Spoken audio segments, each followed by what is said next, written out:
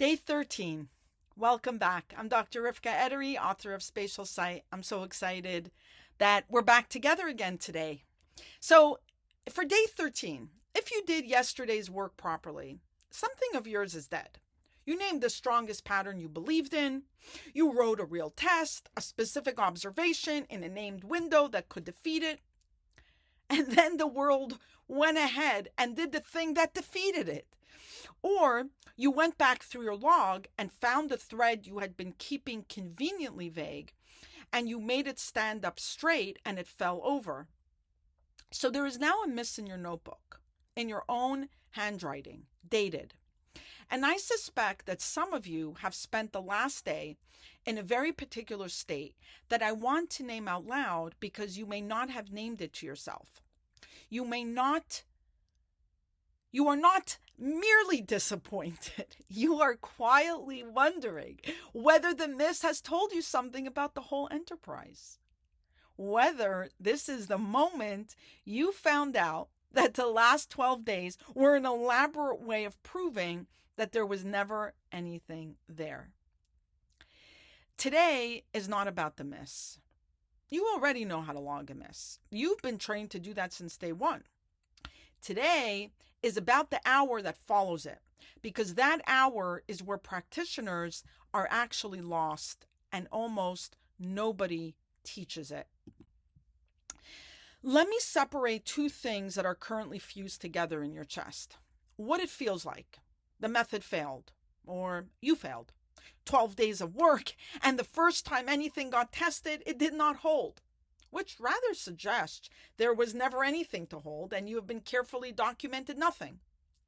What actually occurred? You made a claim that the world was capable of contradicting. The world contradicted it, and you found out. Read that sequence again slowly, because it is not a failure sequence. It is the apparatus running to completion for the first time.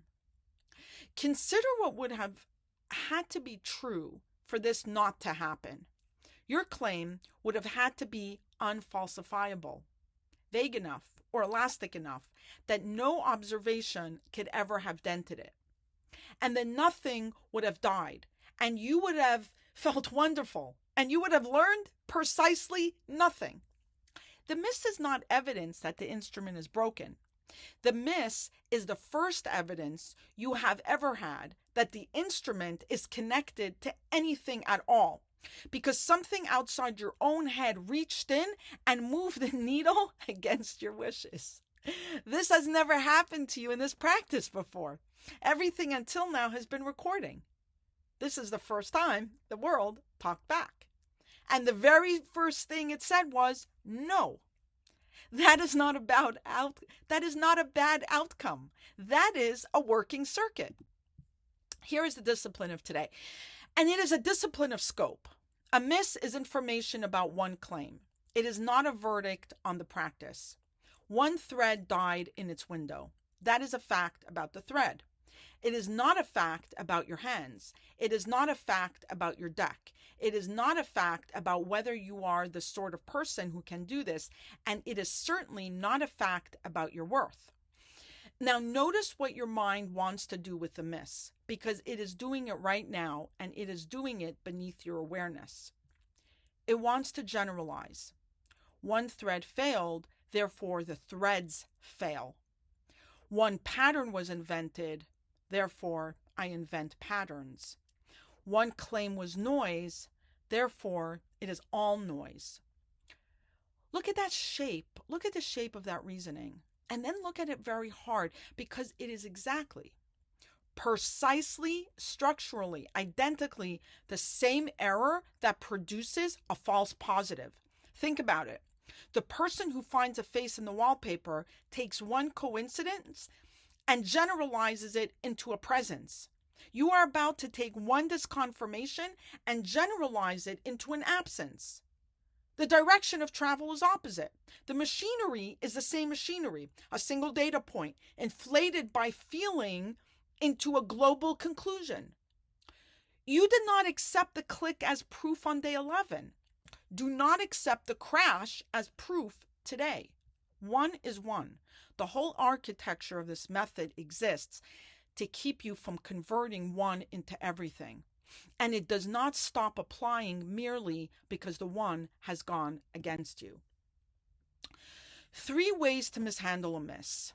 And notice, as I go through them, that all 3 are ways of not letting it be a miss, of converting it into something else so you do not have to hold it.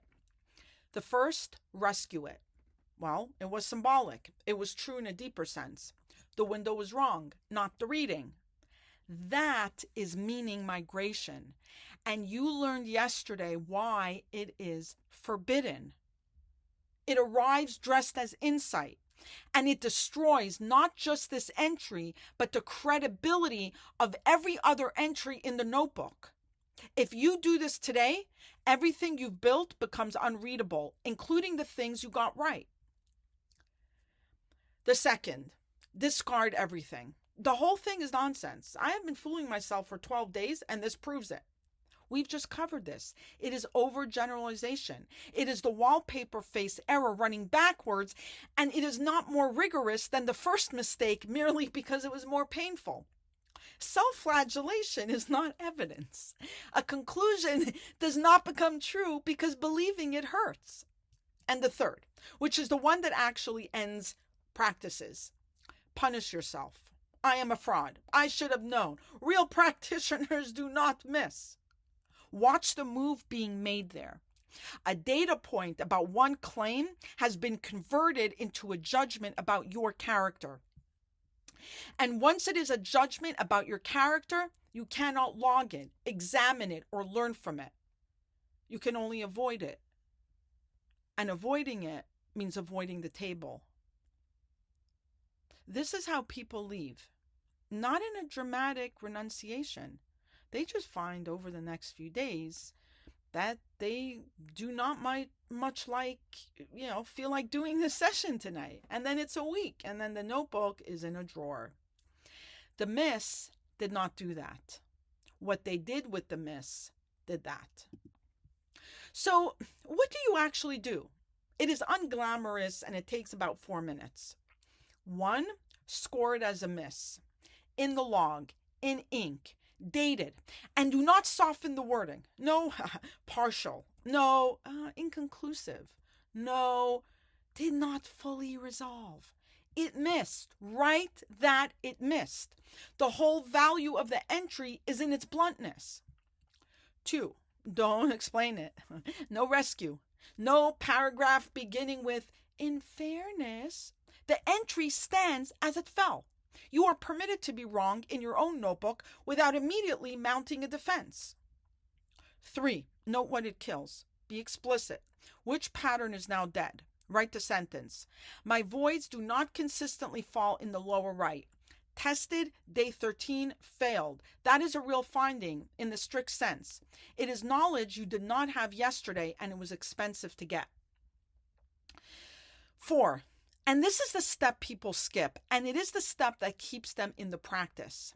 Note what it does not kill. Go and look. List what remains untested. Because here is what you will discover when you actually do this rather than doing it in your head.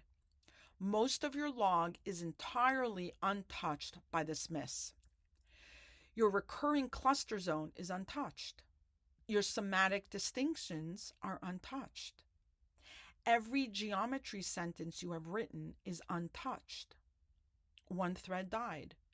The other things are still standing, unexamined, waiting. The miss feels total because it is loud. It is not total. Go and see for yourself how small it actually is on paper in the notebook. That is not a consolation exercise. It is a scope check, and you will find that, in fact, you do need it. 5, sit down tomorrow. That is the entire remedy. There is no other one.